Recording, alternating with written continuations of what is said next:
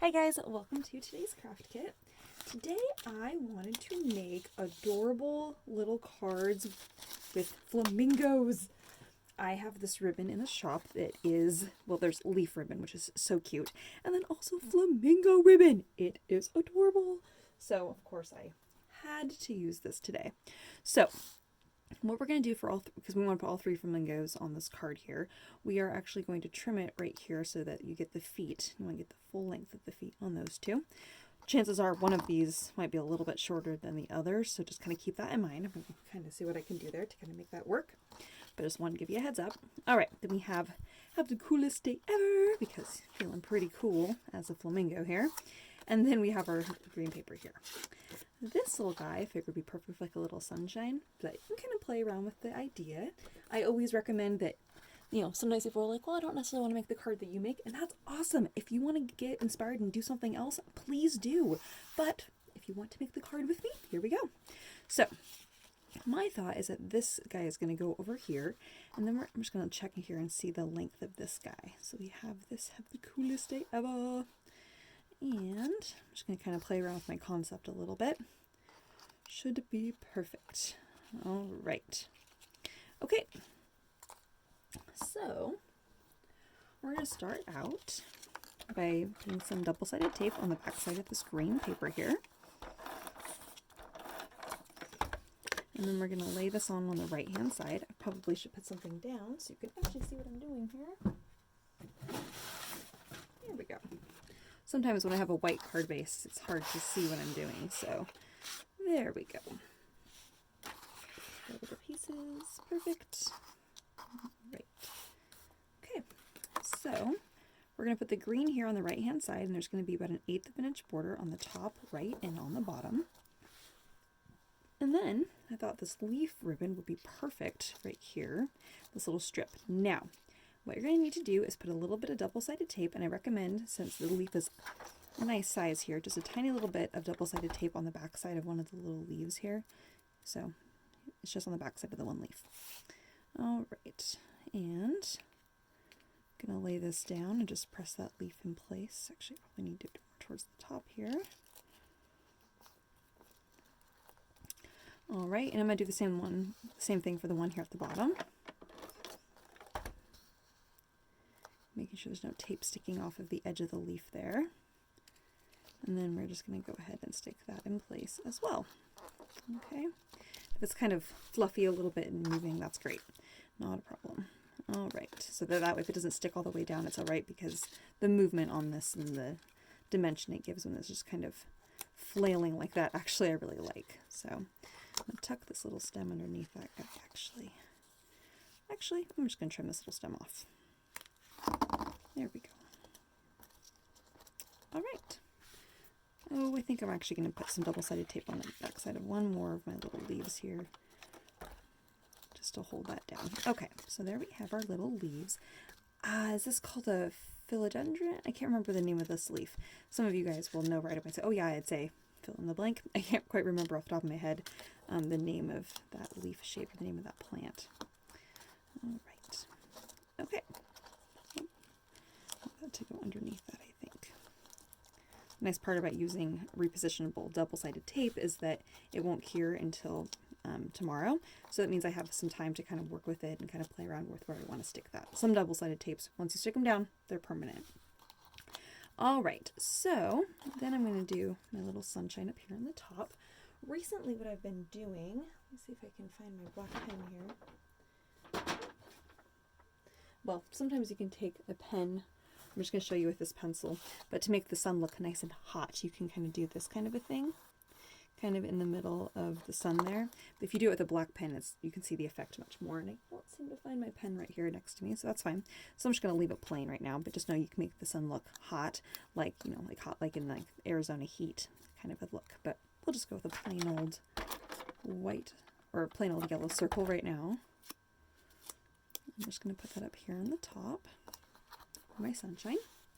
And then when I was building this card, I was thinking about like, oh, these are so cute, and I was like, I love this look. I just love everything happening here because it's just so much fun with these little flamingos. Oh, Oh my gosh, I just love them. But I was like, this card doesn't really feel like finished. It just feels kind of blah. And I was like, there's pink in here, but there's no pink anywhere else. There's yellow here, and there's no yellow anywhere else. So that's when it came up with, for the sentiment, I chose another piece of yellow paper. And then this right here, the color of ink I chose is Festive Berries. It's a distress ink color. And that color picks up the flamingos, and the yellow goes nicely with the sun. So just want to let you know. That's kind of how that came from, because oftentimes I'll just stamp in a black ink, but I wanted to tie both of those things in. I put double-sided tape all the way end to end here for my card. I'm going to go ahead and stick this in place, and it should go all the way across. And I'm actually going to aim it just a little bit more towards the bottom here. It should go across perfectly there. We're pretty close. Actually want this to stick down all the way. Stuck to my leaves instead of the back side of the paper there. All right. Okay, I want my stem to be upright. All right, so then we'll put on two little flamingos. I recommend using double-sided tape on the back side of the flamingos because if you try to use glue, sometimes certain glues will stain the ribbon. So I recommend using a dry adhesive, and in this case, a dry adhesive is the double-sided tape. All right, because there's nothing wet about it. There's no warping or any staining that might happen with from double-sided tape. So I love these little flamingo feet. So I'm just going to tuck the little foot of that flamingo right behind my little sentiment. Just barely. And then we're going to stick that guy right there. Oh my gosh, he's so cute. Oh, I love it. Now you can decide if you want to do your second one right here, right now, or if you want to put flamingos all over the card and like on the inside. And then you can put one on the back. Oh my gosh, so cute, so cute. So you can kind of decide how you want to do that there. All right, so I think that I want to put another flamingo on the front. And since the flamingos really are only one-sided, I tried to flip it over, but there's no texture on that side. So we can go ahead and stick this guy down here too.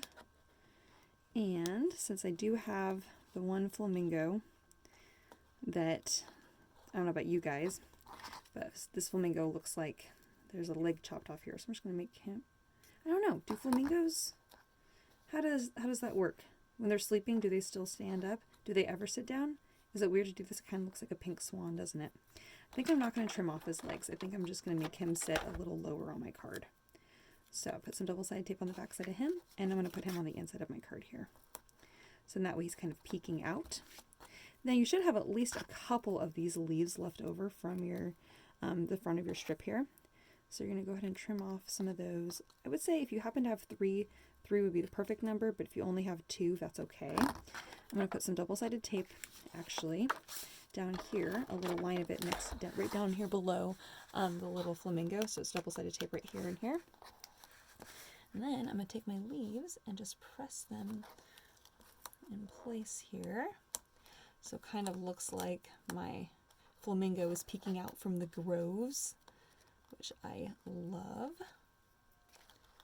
And I'm going to lay this guy right here.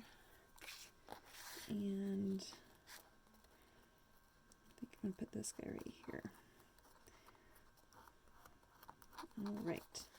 Okay, and there we have, and if you happen to have any more of your leaves left over, you can also put a couple more up here at the top. I'm just using my leaves the best way that I can because I'm not going to throw these away. They're just so cute. So if you happen to have any more leaves, this would be a nice way to kind of balance your little grouping there. So then that way you have your flamingo down here, and it's not so, the card isn't so heavy on the downside here, and then you have your leaves up here, so this is a nice area to write your sentiment. And there we have our first adorable flamingo card. Oh my gosh, it's so cute. I just love it. Love, love, love, love. If you happen to have a black pen, just need to go grab one. But I would put in a couple of dot groupings. Do I not have one here? Seriously? Nope. I just don't have one right here next to me. Sometimes that's just my life. So if you happen to have a black pen, I'm going to go back in and make this black in a little bit. But I would do some dot groupings, which is a big dot and a couple little dots. Don't use a pencil, use a black pen. But sometimes little dot groupings like that really make a difference. I don't know if you guys can see the big dot and a couple little dots. It just kind of makes the background look a little bit more interesting. But like I said, I'm going to go back in and do that with a black pen. You don't have to do it, but it just makes the background just more interesting and more exciting. All right, on to the next card.